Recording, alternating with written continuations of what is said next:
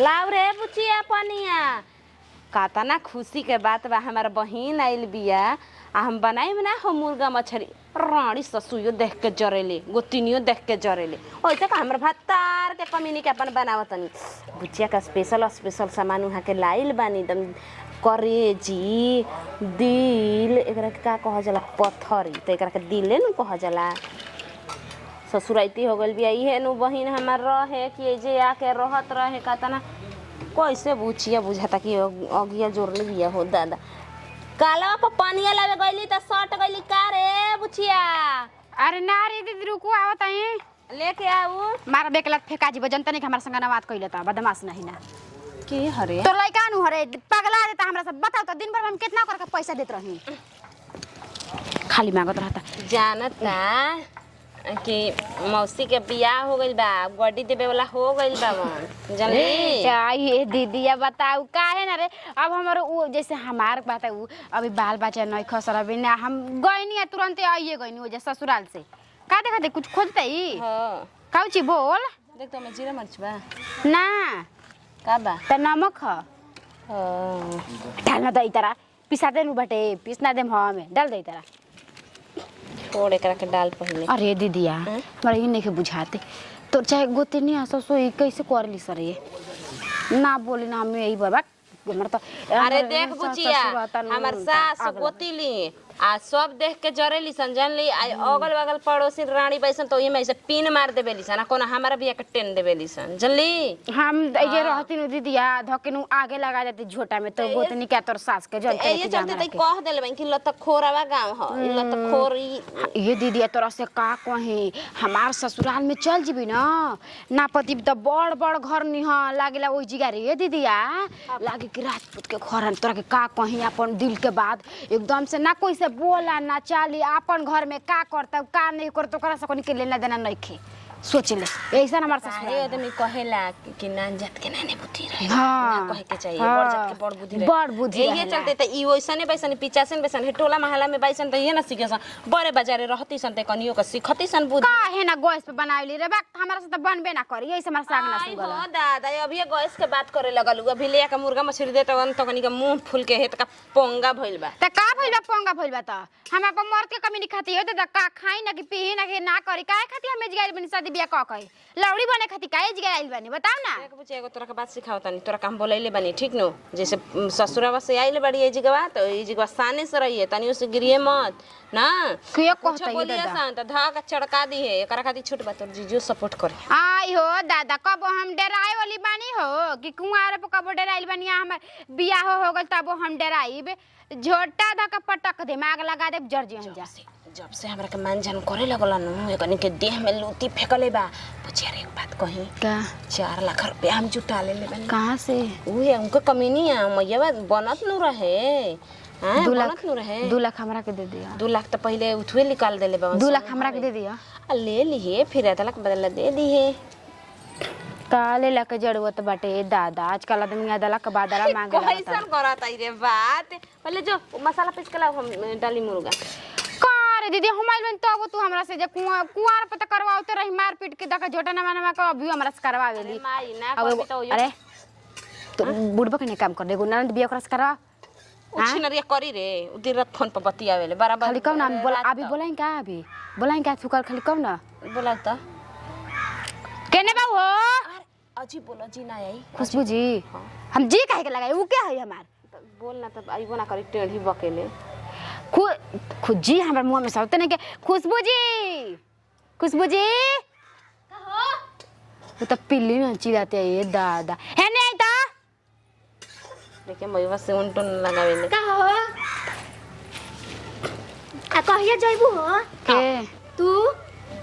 जे तार शादी हो जिनु वो दिन जैसे विदाई हो हम तार मारदा पका रहले आइल बनी बतावा ना बड़ा टुनु टुनु बोला तड़ू हुआ के हमारे घरवा हमारे पोसबा ना तड़ू धरा है मसाला पीसे ले आवा है मसाला पीसी तू का करे बैठ के खाए धरम झोटा बात टाक में अगे में लगा दे हमू धारा मुड़िया धा कोही में मोड़ दे ए बुची जी देखी रउआ सब तू मैं करता नहीं जा ई बात परिवार में ना जाए के चाहिए जन्नी रउआ झगड़ा के बतिया जाए जाई त रउआ जाना में एकरा बारे में रउआ आइल बनी जी तू मैं का कर ले बोला ना तनिया अपना के जिम्मा ले ले बड़ू के बहिन के जिम्मा ले ले बड़ू त काहे हमर बहिन संग में बोलत हई काहे जा बहिन के बोलेबू अब छोला नहीं देना, छोला नहीं देना, तू छोला नहीं देना, बुझाती है दे तू छोला नहीं, दे छोला नहीं, मुर्गा चले भी ओरे दे दाग दे, अब ये दाग दे, दे देखा पास मारम के कट जीबू जे जरा तन करता, तू तनी करा ना तनी नहीं, पीली नहीं तू तो खुद के नहीं चिल्ला तड़ुए जबा भो भो कइले बड़ी का बोला तनी जी हम छोड़ दे तनी कि जोड़ा पारी के बानी जाइते जी गस हटी ता अब आवे त ना माई के तनी बहन के बताओ तनी कुंवारे में लेके उड़ाबू, गंगा जल से नहाई रहती दौरी का करती मगर बानी नु छुहे छुतोली दिन दिन भर रात रात भर बतियावा तड़ी कुंवारे पर 10 गो भत्ता बतियाबे ना करे, रात रात भर बतियावा ताड़ी, बतिया ऐसे कहेले जनते कहेले न मैया से अरे माई कोई प्यार से कोई से रह जाई तो ओकरा से संगे माई बाप बियाह क दिहन कि ना सपोर्ट मांगेले कि मैया कहो हां त हम करवा ली तो हने जानी के बड़ा इज्जत जाई द किया जाता है जानी के जन इज्जत तहरो बाटे नु, अगर मैं इहां के सब पैसा कह देले मैं क्या ओकनी से हमरा लेन देन नहीं खे तब तो तोर मर्दा के नाम हमें ना करी रे बोड़हिया, बोल कि ना रही एगो में बानी त अइबे नु करी अरे बुचिया बनावा तनी मुर्गा तो टंचे तू खा के जिगबे और घर में भुंजल ध दिहे ननद बिया हो दादा तोरा के इतना शासन चला के रखतिया, मां ननद रहती नहीं के 2 दिन में हम सुधार के टाइट क के रख देले रहती। चल बुचिया ले ले कालाई मसाला लाउरे छिनरी कहां रखलाई ओ जे रखले बानी छिनरिया संगे लड़ियो गइली उई त ओकर मैवा झन झोटक करे लागी बाप रे कैसन एकर बहिन आइल बिया कि तनी लाग भीड़ के काम नहीं के करवावत आइल बड़ी खाली खाए खाती हैं देखो हमनी के बहिन बैस किया जली सो कि केहू के काम ना करे देली सो हाँ अम्मा जी बैठी हाँ दीदी बैठ झम झम करेली सो एकर बहिन चटोर बिया कनिवा ए कन्या का अभी मम्मी जी पीसते बाबू हो का करी दे तनी ओकर बहिन आइल बिया जहिया से कुछ करतिया जी इहे तो हमू देखत हई यही तने बोलम त कहे कि हम बहिनी आइल बिया त बोलत हई आई अब बताव कन्या हाथ दिन से आइल बिया ओकरे बुझात नैहरा ससुरा के लोग पूछत नहीं खे उहे कहतनी दूसरा के हाथ दिन बियाहती लड़की रहली सन हो हमनी के मरद ससुराइती रहे बताई त तू त जालू त 10 दिन में हम इतना अकुलाई के हम घरे कोई करे वाला नहीं खे अब बतावा के महीना दिन के धक्का लागल अभी उनका बुझात हई कि वो तो हां शुक्र में नहीं नु मम्मी जी कि देखिए हम केहू के ऊपर दाज ना खोजी ना हम अपन काम ओरिया दी ना ए कन्या ई त सही कहलू बात जान जाई। न त दाज कतु नु त एको दिन पकित ना बहिन आइल त बहिनिए के लेके बना खा के घर में घुस रहत है है बना- नौकर बनल बा हो बना देतऊ है बनावल खाइल कोनो काम हजी मम्मी जी वो तनी से तनी हाथे बीड़े लाग जलाई आदमी तो कहेला नु कि हां ओकर बहिनिए काम करता बिया तब कहेला कि ना लेकिन ना कहेला? बहिनियो सोचते चला दीदिया के हाल में त बैठ के निक जब उन खाए के मिलत ये आ बैठल रहत है आराम से खात है पड़ल बई कोनो टेंशन नहीं खे आ ससुरा में त सबके के खियावा पियावा मांजे धोवा काम बढ़ियाइल बनू दीदी- कामे के चलते बुझे त देह चोरा के जे भागल बिया दीदी बहिनी के के बतिया नहीं के न बुझात मम्मी जी अच्छा एक दिन इनको कपार पके बोझा होई कने आ चुप रहना नइखे बोलत हम नु जतने हम माहू के घोट घोटत हई उतने एक दिन इनको कपार पर विपत पड़ी देखी ह बोला के रखले बैनु यही से अभी हमरा बुझात कने जानत हूं के एकरा मादा के पता नहीं खे जय जान जाय के बहिनी की है बियनु वही दिन उनका के धके झरपेट की देखी खाटा ह। छिनार न बिया जी का ना घरे के जानत हूँ? घुमकड़ न बिया अरे कने हम का कहीं के दुआरी पर निकलत है उ बिटिया नु त के का बोलत हवे हम ही नु जानतई हो लेकिन हम नहीं कहत के कहिए सन के लगा बजा के एगो में दूगो कहत हई तो ज्यादा हमारा कौन काम बा एक कने हम नहीं खी बोलत छोड़ देले भाई आ दीदी मुर्गा भुजत हो कमनु त दोनों बहन बैठल हुई स हां तब का रे ओ का बोला तड़ी के रे बिया को ओकरा के तोरे तरे मारे के मन करता वेल भी भौजी बोले बड़ी अपन बहिन के का भइला जी बुची जी जा तनी तो छोला नहीं तानतिया और ऊ बड़ी तो मुर्गा बना खियाव तड़ी काहे न सुइठा वाला अगिया निकाल के मुंह में धरा देनी है अब बताओ तो एक कने ई बोले वाला बात है कि ना ती परानमा बहरी अगिया धरले रहती फटवा त फेंके के कहत हम तो पंखु तान लेनी धक हमर मुड़िए झोक देती अच्छा तू ही बताओ एक दूधू गो बोला के छोला नहीं रवा के देखा देलस हां आए ओकर बहिना के उनका ससुरा है का कि दादा के करेज हो किया के देखा देली है कहत न के अपन जीजा के कमी नहीं खाता नहीं काहे ना कह देलू के भातारा के कमिनिया नहीं कोनो खात हां हैं इतना नहीं के बुझात कि हां कि हम बिहार हमरा सब बजिया नु त हम तो धक झपिलाइए देब हम तो दम भले जौने बोलम नु उनकर पाई लगाइम नु के घर छोड़ के भागे पर जी आज जी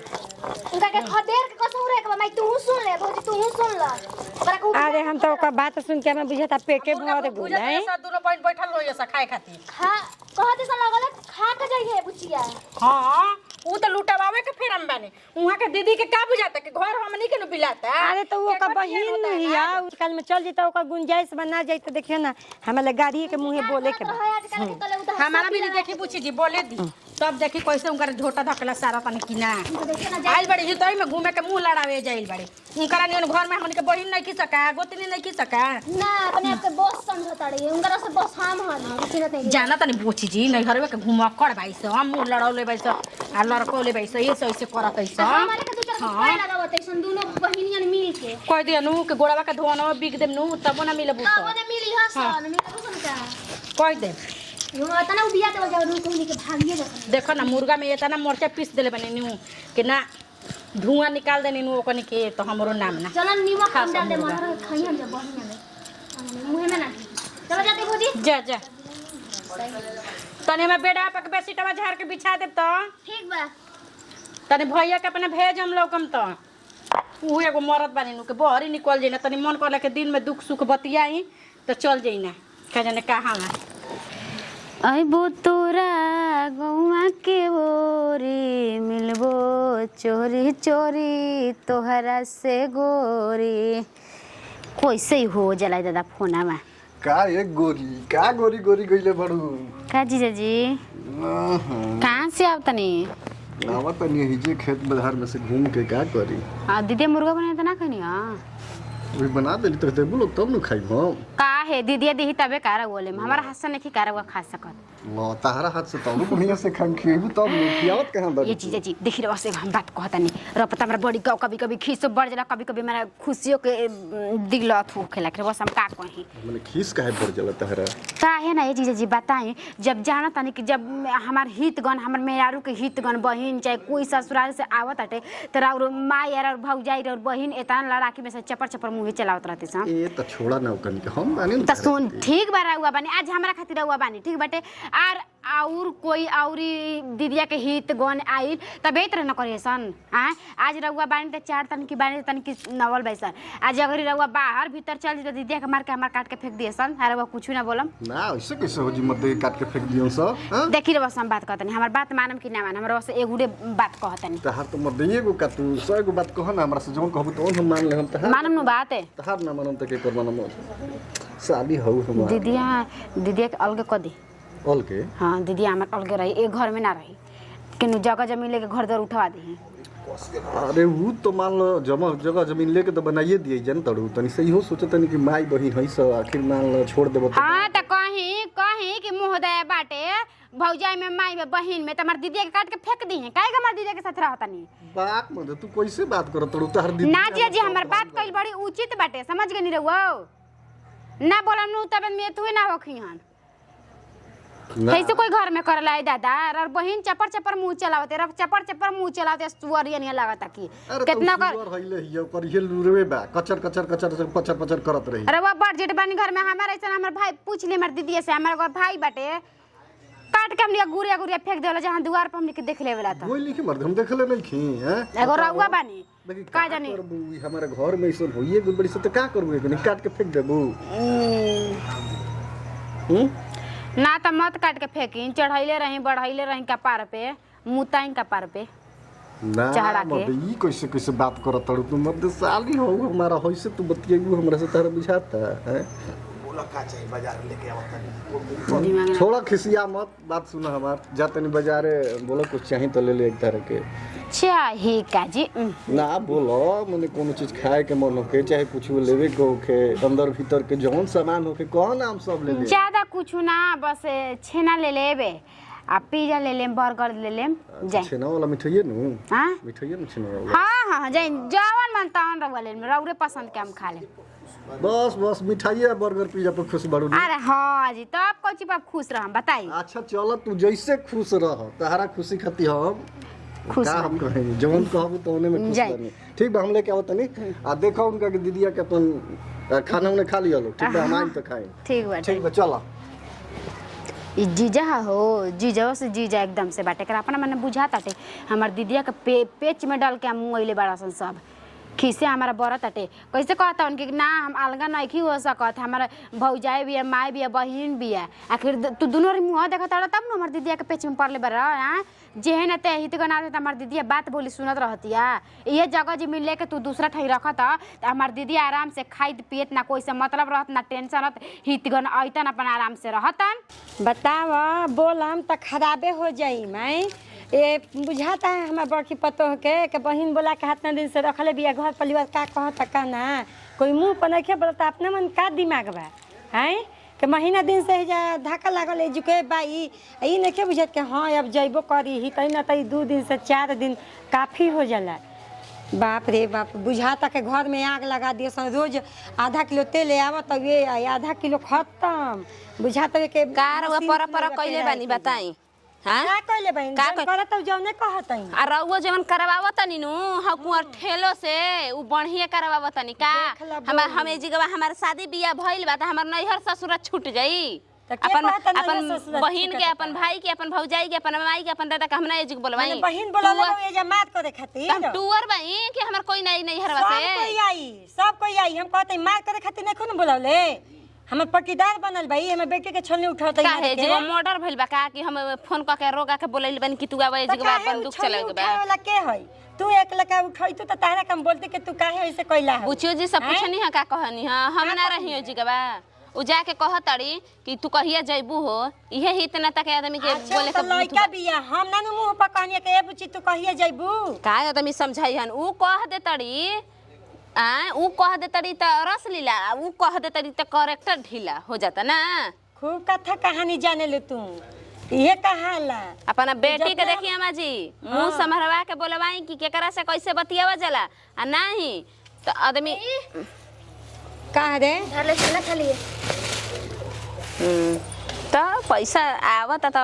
अरे लइका के बुद्धि बा बेचाए आग गली में किन लेलस ना सधल त दे देलस के मैं ले खा लिए ते में कौन ठीक बा हम मुर्गा मछली त ले आ देतनी त कता अपन बहिन खाती लावतनी ओमे कोई नहीं खाते हां हई केकरा खाती आइल बा अभी हम बैठल बनी त देख लेनी ये पति नजर मत गड़ई है हां अच्छा पटीदार हड़ू हमार ना हमर पटीदार मान के आइल बड़ुआ पटीदारिन बोले छोटा की बोली त हम तनी सह जाइम कैसे कि हमर पटीदार हो जाई आ रउआ ना दूसरा घर के बानी कनिया तू बोलबू मरबू न त हम जानी के गलती कइले बिया लइके त तू मार देलियो एक थप्पड़ लेकिन ता बहिनिया मादा त छोलनी उठाते निमन काम नहीं खे हो का गलती कइले बानी हम एको गलती कइले बानी बोलना तनी हैं ई ओजे बड़ी काहे हो तू ना रहू ताहा बोले के चाहिए हमारा के जेतना रउआ सब गति करत नहीं जा का हमर बहिनिया नहीं खे देखत हम मुहवा दतवा अपन चुप कइले बनी त हमर बहिनिया चुप हो जाई बहिनिया ले कहवावत तू काहे के हम बहिनिया से कहवावे जाई हमर बहिनिया के अंत हो गेल तब बोल लइया का कहले या रउआ के का कहले या अच्छा तू एगो बतिया बता ना तू हमरा भैया से बियाह का कइल बड़ तार बहिनिया बियाह कइले बिया आइल बड़ू जा बतरस करे का अरे रउआ सब संग आदमी बोले बतियावे मत बतियावा अलग रहो देखी दीदी बुची जी ठीक कहतनी कैसे त खिस्सा कहल बानू कि लाजे भसुर बोलस ना स्वादे भव छोड़स ना उहे हाल भइल बा लाजे ले आजे केहू कुछ कहत नहीं खे तो सर पर चढ़ के टांडो ना करे के चाही तो रो सोचे के चाही कि हमारा घरे आइल बिया बहिन कैसे कोना कयदा से रखे के बा हाथना दिन अइला हो गइल आ भेज देती न रउआ जुग जमाना खराब बाटे ना उ त नहीं खे लौकत के हां आके बहिनिया जे का करतिया कोई से हम बोलल नहीं चाहत का हम मुर्गवा हमर भातारा लाइल बावन त तहरा के हम ना कहनी हां कि एक कने मसाला पीस द चलो बनवा दो ना कहनी हां त फिर त काहे में लहल ह सब कोई के धइले बा कि हम नहीं हमरा के नहीं खे देत हमरा के नहीं खे करत सब कल खीरिया पूरी बनेल रही त हम ही खा गई रही। अच्छा एक बात बताई राव आदत खराब बा कि ना खाना बनावा तनी बहिन के बैठा ले तनी ओजे चूहानी भी ए कने चूल जूठा करावा हमर बहिन पर मत जा बियाह 5 साल बाद होई तो 5 साल बाद जइहन कहना मिहे ना बाटे अब चुप रही कोई रे घरे रहे खतेल बा ठहरे खतेल बा हां तड़ी उ है कि बियाह तार हो जाई त जाई मिंगा के जल्दी भगावे के हम करछिस मानी तू चिंता मत कर 2 दिन के बाद एक खनी हमार बहिन आई रहे त कहनु नाये दीदिया जा तनी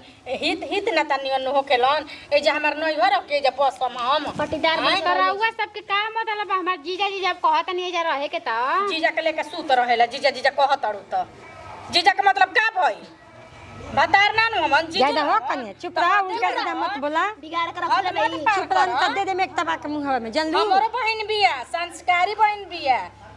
पूछ लो अपन दीदीए ले हमार बहिन आई रे त कोना कह दले रहत रहे आ कह देम दीदी कि जीजा ले बोलत रहे उ त अपन जीजा ले खुद ना बोलेले बुझा गइल वो अपन अपन विचार बा छोटकी जान ली अभी क दिन हमर बहिनिया कइला भइल आय दीदी हमार का जाता भैया जी कमा तनी रहुआ खियावे के बा रहुआ बर विदाई करे के बा लेकिन कह दी को हमनी से मुंह मत लड़ावस अपना दीदिया से मुंह लड़ावस अपना जीजा जाए दादा खो हमरा नहीं के बोले के मीटिंग करो तू अपना औकात में रह काउची के मीटिंग करो तड़ू लोग जाओ हे जी बैठा ना काहे ओनिया बैठे जाला हो तू हैं हां बैठा बैग उग पैकिंग करके भागो जा जल्दी जले काने भैया जी के साली कैसन बाई सो आवेली सब बस से खाती पहुंचा दे हम जाए हम भेजा हम ना एगो रही चलो भाई लड़का उका होखे के बस हमारे मारे खातिर आइल बाड़ी हम जाता नहीं भेजिया हम ना हमरा घर के नु बहुते हम किच किच किच सुन लेनी रोज रोज के डरामा डूगी डरामा अरे तू काहे के जीबू मर दे तू बैठ कहां जीबू ना तू हम नहीं अरे अरे रुको ना सुना ना है ना सुना मर दे हम आइनिया तू चल देलू ई कहां जल गुली भैया जी साली के हेतना ना सरावल जाला जननी सराले दिया डोम लेके निकलेली तारा लोग के आया तना दिन आइली नु घुमली नु फिरली नु अब जाए दी उनको घर परिवार बा सास ससुर बा अपन जहन त बनायन कियन काम काज होई नु घरे इनके के लेके सराही है का भवा भसुर के बुझाता नते नहीं खे तनी से सराहन त गोदी में रौरा के बैठ जेनी ये त घर परिवार हमर सोचता कि हमर मरद नु का करवाओ तड़े माई ते का ही करवाओ तड़े अरे तई कनिवा सही नहीं कहत टोला में के भसुर ले गुरो हाथ नहीं जा हां कि ठेके जइहन ते तू कह दी हम तो कौची के लाज करे के बा कोनो गुरो हाथ ले बानी हमरा के बताई अरे तू चुप रह ढेर ना बोले के कोनो आना संगड़ बानी हम ना हो चुप रह ठीक है कहते कनिवा खराब नहीं के कहत तू ही बताओ बबुआ हाथना दिन से उ आइल भाई आई कुआं के लड़की पर छोलने उठा के मारे पता कितना खराब लगता है अगल बगल जे देखी अरे तो कुछ गलती कइले हुई तबे नु बोल चुप देती रही भैया जी जाए बिया नहीं बोले कई खातिर आदमी के उ छोला नहीं उठा लियन मारे के हमार बहन आई रहे देखले रहनु हमार बहन रोबा से कब बोलले रहे जीजो कह के ठीक बा हम मानत नहीं बाकी मान लो अब हित न त घर में यही त बन के मोगा लेखा बनी जा मर दे कहीं के देख ले नु देख कनी के लू तू सब घर बिगाड़ तड़े अरे हित न त अइलन घर में तो कनी के सेवा पानी करे के चाहिए कितना तक कितना दिन रहलन एक दिन दो दिन 4 दिन 5 दिन अब का महीना दिन रही तो हित न ता ठीक बात तो जाई ना तो चलिए जी है ना अभी मेन बात बानू के दोनों बहिन जुकल बैसन त एगो काम धना घर के कोन के फिकिर नहीं के काम होई के ना होई बस खाली खा बनावा खा जौन आवत नहीं के ओरा गुल त ले के पाव भरे आवत 1 किलो में छक्का छक्की चलत है चुप अच्छा रह ठीक बात उससे का हो जाता हैं चले दो कौन ढेर दिन रही यार आज बिया काल चलिए नु जाई जा ले आवा रोज आधा किलो तेल खत्म करत महीना से पैसा जाते नु गाड़ी करे दो जो दिन बिया तो दिन करो तो करे दो का करे के बे में जाए तो हम ही खराब है हम काहे के बोले जे खराब तहरा के लिखे कहा तब हित न त तू आय गुल बड़न तो मान लो करे के सेवा पानी ना करबो तू जाई तो का कही अपने घरवा हैं सेवा पानी 1-2 दिन होखेला महीना दिन ना 6 महीना होखेला 4 महीना आइलन हो गेल रे ओकरा लाज न खस लागत और ऊपर चढ़ ते मत बोलो कनी से हम बोलत इज्जत अरे नहीं संग चुप का रहो बोलते बौरा से के कई बौरा लेखा करती अगर के चुपचाप करावे इहे कुछ ना कुछ गलती करत रहती है करतनी अपनी हो गइने मुर्गा मांगे तो छोला नहीं तनतिया तो मुर्गा बनल ना रही तोरा के दे दी का करी तब मुंह ना कही के नहीं थे बनल बुचिया रुक जाए बहिन हो जे बिया ओकर भौजाई उ तनी बोली तनी को लगे हाउ कौन आइल बे 2-3 दिन खातिर त अच्छा बोलतिया ठीक बा करो कोनो बड़का वो बुढ़ा निखे गुल के ओकर बुद्धि हो गुल करे लेखा वो बौरा कहीं जो काम कर जो देख का ठीक बाबा घर की बा देख ले ले आऊ बाकी घर में हित न तावेलन तैसे कुकुराह ना करे के तोर बिहा ता कतना खराब लागिला हैं उ जाई त का कही